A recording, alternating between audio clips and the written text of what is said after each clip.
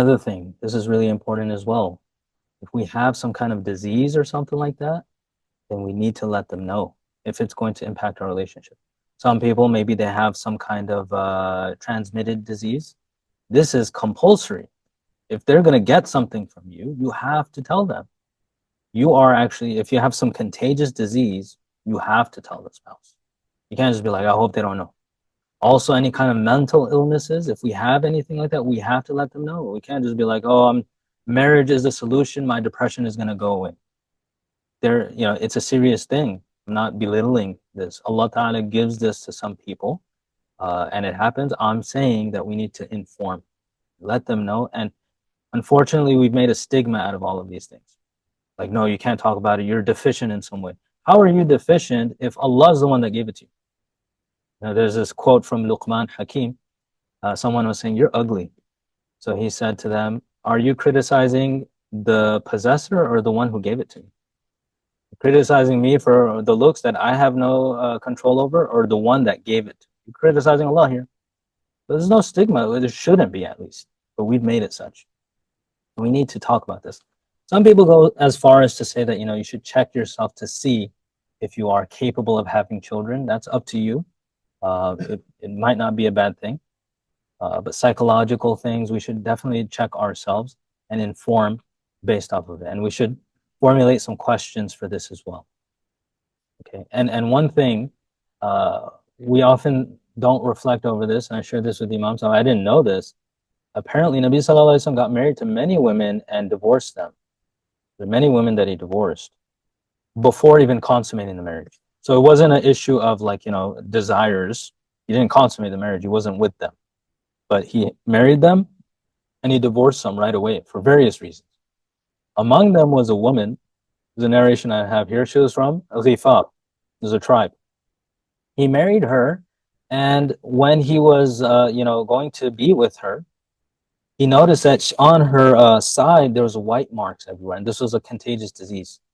So he said he divorced her, and then he told the family that you should have told me about it, and now she's sad, and he gave her gifts to make her better. But it was a contagious disease, so he actually divorced his wife for that.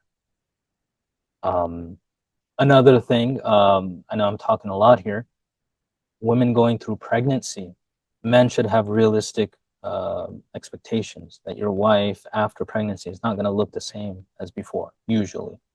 So don't expect this. So women can have this conversation that, are you going to expect me to look this way after a while? What if I change? What if I gain some weight? You're going to leave me now? And men also, you can't really reverse it. Like, what if I, get a gut? If you can, maybe you could try it. Yeah, maybe.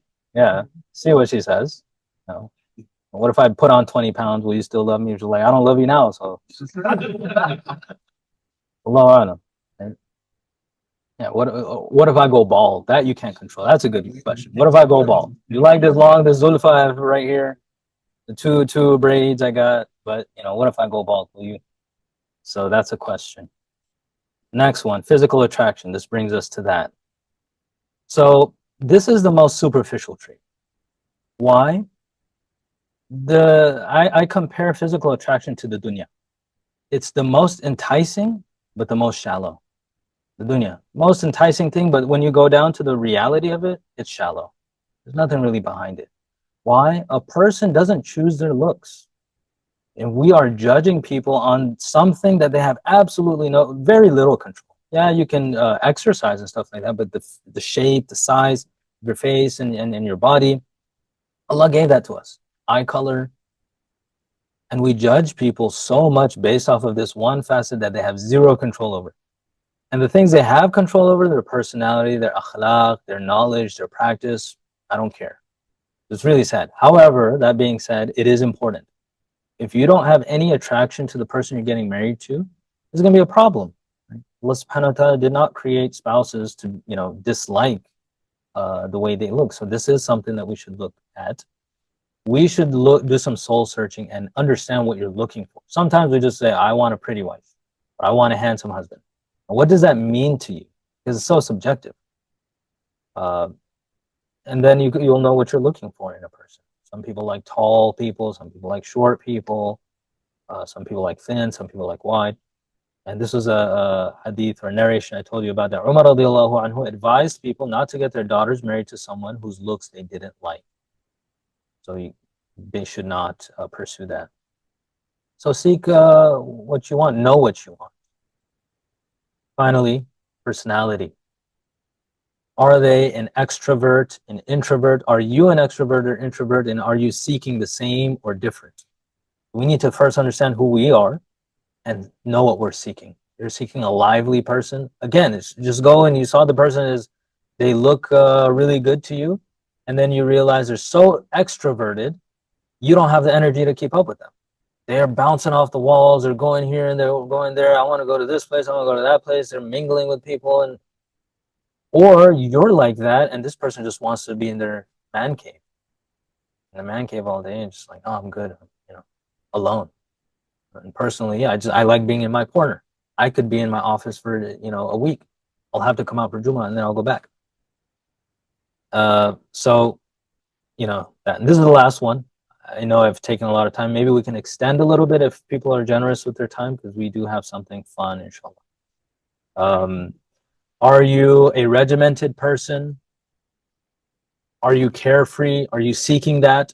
Seeking someone who is regimented, like, schedule, like big, getter-doners, David Goggins type person. You're seeking that? Or someone who's just carefree, spontaneous. They woke up like, I want to go bungee jumping today. Like, what? You have to go to work. Like, forget work. How do you behave when you're angry? And you can ask this, how are you when you're angry? Are you like an explosive person, or you're an internal combustion type person? People explode or implode. Do you stonewall? Do you throw things? I want to know, be honest, how are you when you're angry? Tell me of a situation when you got angry. You can ask that.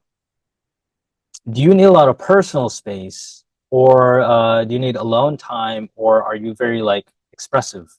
These kind of things. And how this also, I'm calling you to reflect on yourself. What things make you feel loved?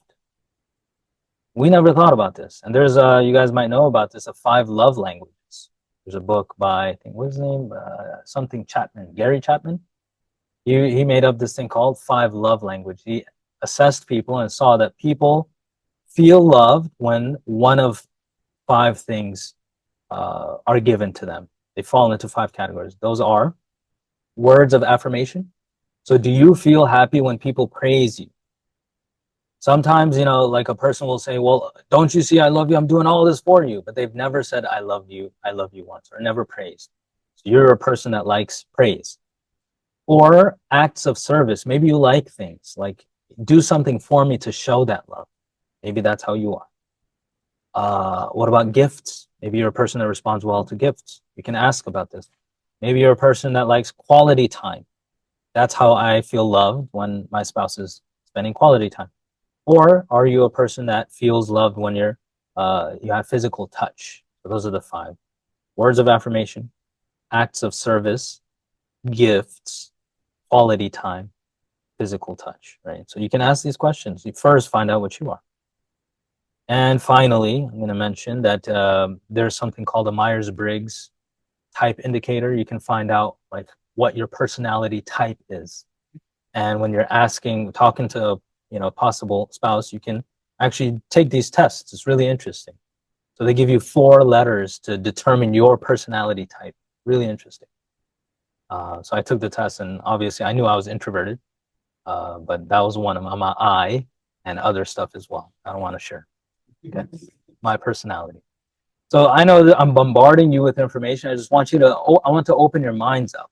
Right? So now, questions that you can ask a potential spouse. So based on the previous factors, make a list of questions that you can ask a potential spouse. To get a better understanding of who you are, ponder over these points as well. The better you know yourself, the better you can make a decision. So really, seeking a spouse is seeking yourself. If I want to be a little bit poetic, I'll say that. Seek yourself in your spouse. And that's what Adam alayhi salam was all about. Hawa alayhi salam was him. You're seeking yourself in another person.